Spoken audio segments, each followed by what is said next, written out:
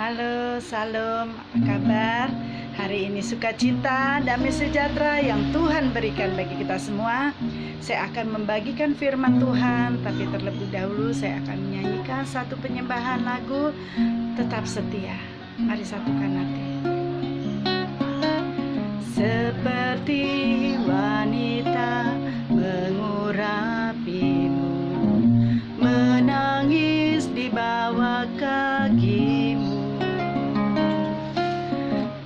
Demikian hidupku mau mengasihimu, Yesus, Engkau baik bagiku. Seperti wanita mengurapimu, menangis di bawah kakimu. Demikian hidupku mau mengasihimu, Yesus, Engkau baik bagiku.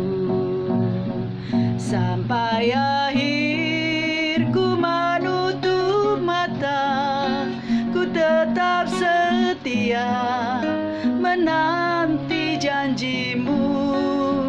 Sampai ku dapatkan mahkota hidupanku, ku tetap cinta melayanimu. Sampai akhir ku menutup mata, ku tetap setia menanti janjimu. Sampai ku dapatkan mahkota kehidupanku, ku tetap setia melayanimu. Terima kasih Bapa. Sebentar hamba-Mu akan menyampaikan firman Tuhan. Terlebih dahulu Tuhan, tutup bungkus hamba-Mu dengan kuasa Roh Kudus-Mu. Dan juga Tuhan membuka hati bagi setiap orang yang mendengarkan firman Tuhan ini.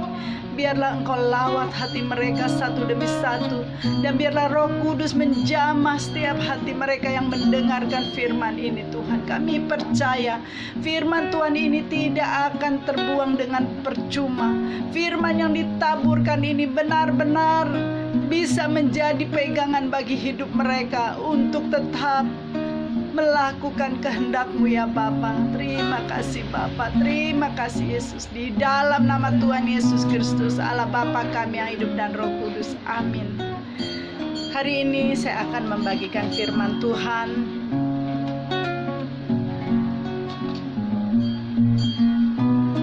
Engkau berhak tersenyum saat orang lain menghina. Engkau berhak berkarya saat orang lain meremehkan. Saat kita mau melayani Tuhan, Tuhan tidak melihat fisik kita, Tuhan tidak melihat hati, tidak melihat keberadaan kita, Tuhan tidak melihat kekayaan kita, tetapi Tuhan melihat hati kita. Yang jadi permasalahan, apakah kita mau membuka hati untuk Tuhan, menjadi prajuritnya? Tidak ada yang salah dengan hidupmu, sebab Allah punya maksud mengapa engkau lahir di dunia dalam kondisi seperti ini. Terkadang fisik, orang melihat dalam melayani Tuhan melihat fisik, tapi Tuhan tidak melihat fisik kita, tapi Tuhan melihat hati kita.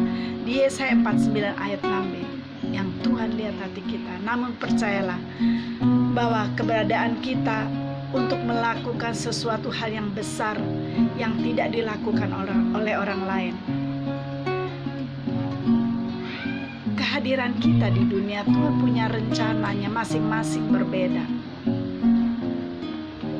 Tuhan mau kita turut bekerja di dalam pekerjaan Tuhan sekarang ini. Karena apa? Engkau berharga di mata Tuhan, dan Tuhan tahu itu. Tuhan melihat hatimu. Ada di firman Tuhan dikatakan, Tuhan tahu engkau layak melakukan segala yang Tuhan tugaskan, karena Tuhan melihat hatimu yang paling terdalam. Di 1 Samuel 16 ayat 7b. mata Tuhan bahkan melihat kita selagi kita masih bakal anak.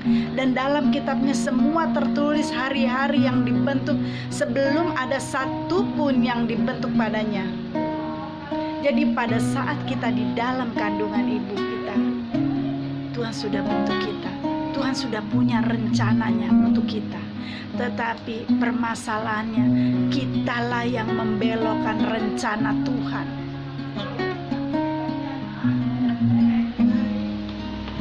Seringkali kita sok tahu ikut campur pekerjaan Tuhan. Kita sok tahu mengaduk-ngaduk rencana Tuhan. Padahal Tuhan sudah bilang rencanamu ada di dalam tangan. Tetapi kita tidak pernah mau bersabar. Kita mereka-reka sendiri. Kita ambil jalan pintas. Kita tidak mau mendengar suara Tuhan.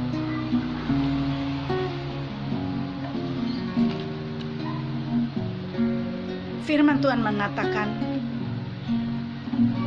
di Roma 6 ayat 13, persembahkanlah tubuhmu untuk menjadi persembahan yang hidup, yang kudus, dan yang berkenan kepada Allah. Itulah ibadah kita yang sejati. Itu ibadah kita yang sejati, saudara-saudara. Persembahkanlah tubuh kita, bukan persembahan tubuh yang najis, yang hanya mengikuti kedagingan kita, yang berhura-hura. Tuhan katakan, persembahkanlah tubuhmu, persembahkanlah tubuhmu yang hidup dan yang kudus, yang berkenan kepada Allah. Tuhan tidak melihat bentuk fisik kita, tetapi Tuhan melihat hati kita mau diubah sama Tuhan. Mari saudara-saudara, akhir-akhir ini dunia diperhadapkan dengan hal-hal yang duniawi. Responi panggilan Tuhan. Sebelum saya akhiri firman Tuhan ini, saya akan membagikan satu kesaksian. Saya punya anak rohani. Dia tinggal di Jawa Tengah. Biasanya dia kalau ada sesuatu dia kontak saya melalui telepon, lalu kami berdoa bersama-sama melalui telepon. Tapi saya belum pernah ketemu tatap muka dengannya. Satu kali dia bilang, "Bunda, saya akan ke Jakarta bersama suami dan saya akan mencari pekerjaan karena saya membutuhkan uang untuk biaya pelayanan saya di desa." Jadi saya bilang, "Oh ya, sudah, datang saja ke Jakarta." Lalu kami bertemu dan saya sangat terkaget sekali. Saya tidak menyangka dia mempunyai fisik yang cacat, dalam arti dia kakinya agak setengah lumpuh, jadi jalannya itu diseret-seret. Dan yang lebih saya sedih lagi, dia punya suami yang keterbelakang, dalam arti terbatas, tidak seperti orang normal pada umumnya. Tetapi yang luar biasa, anak rohani saya ini bilang, "Saya bersyukur dengan apa yang Tuhan kasih seorang suami seperti ini." Tetapi yang luar biasanya, suaminya kalau bicara tentang firman Tuhan, wow, luar biasa, seperti orang normal adanya. Itu yang saya lihat. Dia bersaksi, suaminya ini bersaksi. Singkat cerita, dia mendapatkan pekerjaan, tetapi itu pun tidak lama karena majikannya dia inginkan, mungkin dia ingin yang normal atau bagaimana, saya kurang tahu. Akhirnya dia kembali ke kampungnya dan dia telepon, "Bunda, saya sudah kembali ke kampung saya, tapi saya tetap bersyukur apapun yang terjadi yang tidak sesuai apa yang saya rencanakan, tapi biarlah dengan apa yang ada saya miliki, saya tetap mau melayani Tuhan dengan keadaan kekurangan yang saya punya." Saya bilang, "Saya salut dengan kamu. Kamu tetap mengasihi Tuhan dengan keadaan apapun dirimu. Percayalah, engkau berharga di mata Tuhan."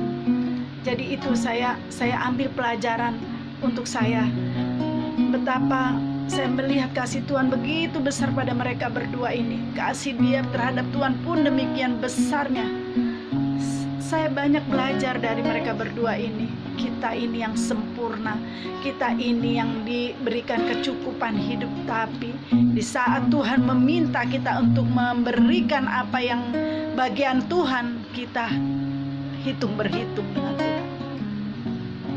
Saudara-saudara, sadari apa yang kita miliki sekarang ini bukan semuanya milik kita, tapi ada bagian yang Tuhan punya. Jadi apa yang Tuhan beri kepada kita bukan untuk kita miliki sepenuhnya, tapi ada bagian pekerjaan Tuhan yang harus kita berikan.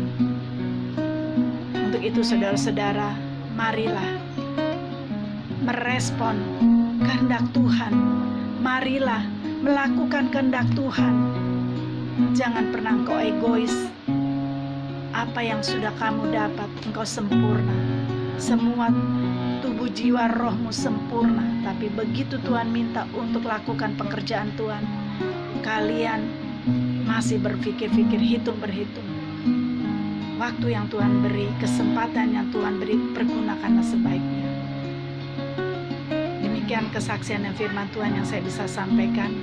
Mari kita tundukkan kepala. Bapa kami yang ada dalam surga, terima kasih hamba-Mu sudah menyampaikan firman Tuhan, dan biarlah Tuhan, Roh Tuhan bekerja bagi kami semua yang ada di sini yang mendengarkan firman Tuhan pada hari ini. Tuhan, kami percaya di dalam nama Tuhan Yesus, Tuhan ubah, Tuhan jamah setiap hati mereka Tuhan untuk lebih mengasihi-Mu Tuhan. Terima kasih atas hidup dan nafas hidup yang Tuhan berikan bagi kami selama ini. Terima kasih Bapa. Kami berdoa untuk bangsa Indonesia, lawat bangsa Indonesia Tuhan, jamah bangsa Indonesia.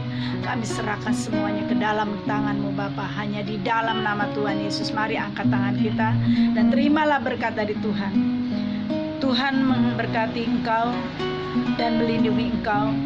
Tuhan menyinari engkau dengan wajah-Nya dan memberi engkau kasih karunia. Tuhan menghadapkan wajah-Nya kepadamu dan memberi engkau damai sejahtera. Terimalah berkat dari Allah Bapa, cinta kasih Tuhan Yesus Kristus, penyertaan Roh Kudus dari hari ini sampai selama-lamanya. Mari kita yang percaya katakan amin. Jangan lupa subscribe, like. Tuhan berkati.